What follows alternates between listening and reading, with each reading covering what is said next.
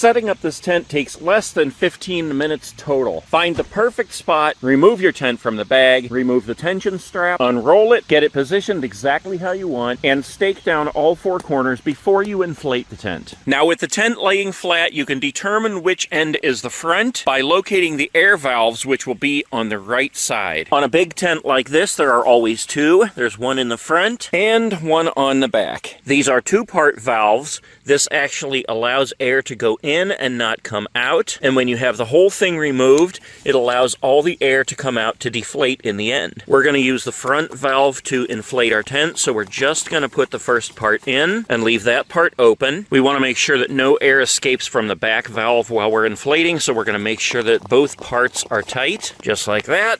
Now you can use your manual pump to inflate this tent, but I highly recommend an electric pump. When you purchase this tent, you can actually bundle items together and save even more money. Today I'm going to be using the Coody electric pump, and this is an awesome looking pump. Comes with a charging cable, an air tube, and a selection of nozzles, or anything else you might want to inflate aside from your tent. Connect the air tube to the pump, the other side to the tent, set the PSI to 7, hit the inflate button, and let it go. The benefit to using this electric pump is that it relieves you from all the wear and tear you're about to put your body through if you use the manual pump, and the tent will inflate itself while you unpack the car. The only thing you need to do is walk around and help it pop into place after about 3 to 4 minutes. From the moment I hit the inflate button, it took a total of 6 minutes to inflate this tent completely, and about another 4 minutes for it to get up to 7 psi, at which point this pump will shut itself off. Hit the power button, remove the hose from the tent, tighten the nozzle, and you're done.